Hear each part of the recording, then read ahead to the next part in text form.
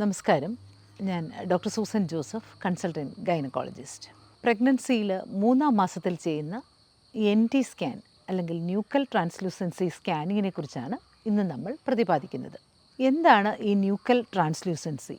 അതായത് കുഞ്ഞിൻ്റെ നെക്കിൻ്റെ പുറകിലുള്ള ന്യൂക്കൽ ഫോൾഡിൻ്റെ ആ തിക്നെസ്, കുറച്ച് ഫ്ലൂയിഡ് അവിടെ അക്യുമുലേറ്റ് ചെയ്യും. നോർമലി എല്ലാ ബേബീസിനും കുറച്ച് ഫ്ലൂയിഡ് അവിടെ ഉണ്ടാകും.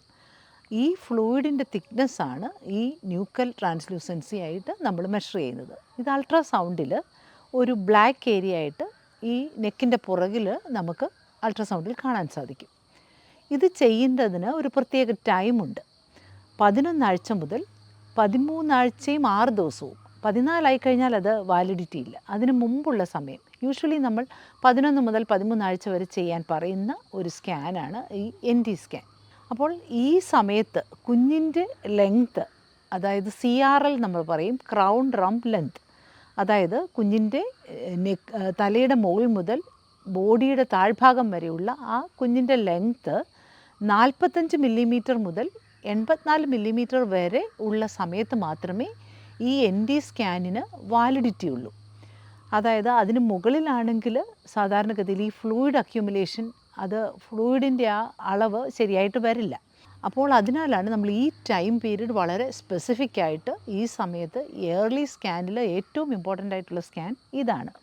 അതിന് മുമ്പ് ചിലപ്പോൾ നമ്മൾ യൂട്രസിനകത്താണോ പ്രഗ്നൻസി, അല്ലെങ്കിൽ വേറെ ബ്ലീഡിങ്ങോ അങ്ങനെ എന്തെങ്കിലുമൊക്കെ വരുമ്പോൾ, അല്ലെങ്കിൽ ഡേറ്റിങ്ങിന് വേണ്ടി ചിലപ്പോൾ കുറച്ചുകൂടി നേരത്തെയൊക്കെ നമ്മൾ ഒരു 8 to 10 വീക്സിലൊക്കെ ആണെങ്കിൽ നമ്മൾ ചിലപ്പോൾ ചെയ്തെന്നിരിക്കാം. പക്ഷേ ഈ സ്കാൻ എല്ലാ പ്രഗ്നൻറ്റ് ലേഡീസിനോടും നമ്മൾ ഒരിക്കലും മിസ് ചെയ്യരുതെന്ന് പറയുന്ന സ്കാനാണ്. അപ്പോൾ ഇതാരാണ് ഇത് ചെയ്യേണ്ടത്? ഒരു എക്സ്പേർട്ട്, ഈ NT സ്കാൻ ചെയ്യാൻ ട്രെയിൻഡ് ആയിട്ടുള്ള ഒരു എക്സ്പേർട്ട് ഡോക്ടർ വേണം ഇത് ചെയ്യുവാനായിട്ടുള്ളത്. അപ്പോൾ ഇത് സാധാരണ ചെയ്യുന്നത്, ഇത് വയറിൻ്റെ മുകളിൽ കൂടി ട്രാൻസ് അബ്ഡോമിനൽ സ്കാൻ എന്ന് പറയും. ഒരു ജെൽ അപ്ലൈ ചെയ്തിട്ട് വയറിൻ്റെ മുകളിൽ കൂടി കുറച്ച് ബ്ലാഡർ ഒന്ന് ഫുള്ളായിട്ട്, അതായത് യൂട്രസ് വയറിൻ്റെ ആ ലെവലിലേക്ക് എത്തുന്നത്, വയറിലേക്ക് അറിയാറാവുന്നത് ഒരു 12-13 ആഴ്ച ആകുമ്പോൾ അറിഞ്ഞു തുടങ്ങുന്നതേ ഉള്ളൂ. അതിനാൽ സാധാരണ ഈ സ്കാൻ ചെയ്യുമ്പോൾ കുറച്ചൊരു ബ്ലാഡർ, മൂത്രം കുറച്ചൊന്ന് നിറഞ്ഞ് മൂത്രം ഒഴിക്കാൻ ഒരുവിധം ഫീൽ ചെയ്യുന്ന ആ സമയത്താണ് സാധാരണ നമുക്കിത് കുറച്ചുകൂടെ ക്ലിയറായിട്ട് അറിയുവാൻ അബ്ഡോമിനൽ സ്കാൻ വഴി നമ്മൾ പറയും.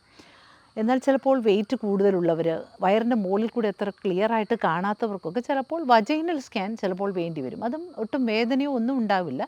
ഒരു വജൈനൽ പ്രോബ് നമ്മൾ വജൈനയിൽ കടത്തി നമ്മൾ ഈ സ്കാൻ ചെയ്യുമ്പോൾ കുറച്ചുകൂടെ വളരെ ക്ലിയർ ആയിട്ടുള്ള വ്യൂ, കൂടുതൽ ക്ലോസ് ആയിട്ടാകുമ്പോൾ കൂടുതൽ ക്ലിയറായിട്ട് NT സ്കാൻ ചെയ്യുവാൻ സാധിക്കും. അപ്പോൾ ഈ NT സ്കാൻ ചെയ്യുമ്പോൾ ചിലപ്പോൾ പലപ്പോഴും ചിലർ പറയാറുണ്ട്, പല പ്രാവശ്യം സ്കാൻ ചെയ്തു, പല പ്രാവശ്യം നടത്തി, അതെന്തെങ്കിലും പ്രോബ്ലം ഉണ്ടായിട്ടാണോ എന്നൊക്കെ വളരെ ആങ്ഷ്യസ് ആയിട്ട് പേഷ്യൻസ് ചോദിക്കാറുണ്ട്.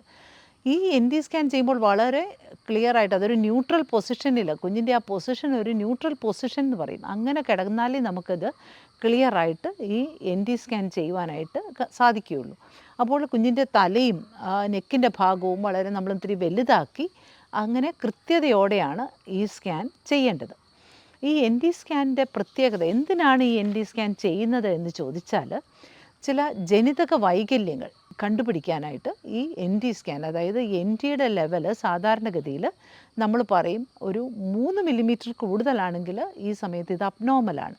പക്ഷേ ഒരു 11 ആഴ്ച മുതൽ ഒരു 13 ആഴ്ച 6 ദിവസം വരെ എന്ന് പറയുമ്പോൾ ഈ NT ആക്ച്വലി ഓരോ കുഞ്ഞിൻ്റെ ലെങ്ത്, നമ്മൾ പറഞ്ഞു CRL, ക്രൗൺ റംപ് ലെങ്ത്, കുഞ്ഞിൻ്റെ ആ ലെങ്ത്തിൻ്റെ എത്ര മില്ലിമീറ്ററാണോ അതിന് കറസ്പോണ്ടിങ് ആയിട്ടുള്ള ഒരു NT നമ്മൾ ഉണ്ട്. ആ NTയിൽ നമ്മളൊരു സോഫ്റ്റ്വെയർ ഉണ്ട്. ആ NT നമ്മൾ ആ സോഫ്റ്റ്വെയറിൽ നമ്മൾ കമ്പയർ ചെയ്തിട്ടാണ് നമ്മൾ ഈ NT കൂടുതലാണോ ഹൈ ആണോ, നമ്മൾ ഫെർദർ ഇവാലുവേഷൻ വേണോ എന്നൊക്കെ നിശ്ചയിക്കുക. പക്ഷേ റഫായിട്ട് നമ്മൾ പറയും ഒരു 2.5 to 3 മില്ലിമീറ്റർ അബവ് ആണെങ്കിൽ ഫെർദർ ഇവാലുവേഷൻ വേണം. നമ്മൾ പറഞ്ഞു ജനിതക വൈകല്യങ്ങൾ കണ്ടുപിടിക്കാം. അതുപോലെ തന്നെ ചിലപ്പോൾ സാധാരണ NT സ്കാൻ വെച്ച് ജനിതക വൈകല്യങ്ങൾ കണ്ടുപിടിക്കാൻ ഒരു 75% സാധിക്കും. പക്ഷേ ചിലപ്പോൾ നോർമലായിട്ടുള്ള ക്രോമസോമൽ പ്രോബ്ലം ഒന്നും ഇല്ലാത്ത കുട്ടികൾക്കും ചിലപ്പോൾ NT ഹൈ ആയിട്ട് കാണാം. ഒരു 3%, 4% ഒക്കെ ഏകദേശം അങ്ങനെയും കാണാറുണ്ട്. മറ്റു ചില കണ്ടീഷനുകളിലും, അതായത് ജന്മനാ ഉള്ള ചില തകരാറുകൾ, അതായത് ഹൃദയത്തിൻ്റെ തകരാറുകൾ, അങ്ങനെയുള്ള പ്രോബ്ലം ഉള്ളപ്പോഴും ഈ കുഞ്ഞിൻ്റെ ഈ നെക്കിൻ്റെ പുറകിലുള്ള ഈ ഫ്ലൂയിഡ് അക്യുമുലേഷൻ കൂടാൻ സാധ്യതയുണ്ട്. അപ്പോൾ അങ്ങനെയുള്ളപ്പോൾ നമ്മൾ അതിനെക്കുറിച്ച് ഫർദർ ഇവാലുവേഷൻ ആവശ്യമാണ്. അപ്പോൾ എൻ ടി സ്കാൻ ഹൈ ആയിട്ട് വന്നാൽ നമ്മൾ ഫർദർ ഡയഗ്നോസ്റ്റിക് ടെസ്റ്റുകൾ, അതായത് ഈ കുഞ്ഞിന് ജനിതക വൈകല്യങ്ങൾ അല്ലെ മറ്റുള്ള ജന്മനായുള്ള തകരാറുകൾ ഉണ്ടോയെന്നറിയാൻ ഫർദർ ഇവാലുവേഷൻ അത്യാവശ്യമാണ്. ഈ എൻ ടി സ്കാൻ്റെ സമയത്ത് നമ്മൾ മറ്റുള്ള ഒരു കാര്യങ്ങളോട് നമ്മൾ, അതായത് 3-ാം മാസം, ഇപ്പോഴത്തെ നമുക്കറിയാം അൾട്രാസൗണ്ട് മെഷീനൊക്കെ വളരെ സൊഫിസ്റ്റിക്കേറ്റഡ് ആയിട്ടുള്ള മെഷീൻസാണ്. അപ്പോൾ ഇപ്പോൾ അൾട്രാസൗണ്ട് വഴി നമ്മൾ അനോമലി സ്കാൻ സാധാരണ 20 ആഴ്ചയൊക്കെ ആകുമ്പം ചെയ്യും. പക്ഷേ ഇതൊരു ഏർലി അനോമലി സ്കാൻ എന്നിവിടെ വേണമെങ്കിൽ പറയാം.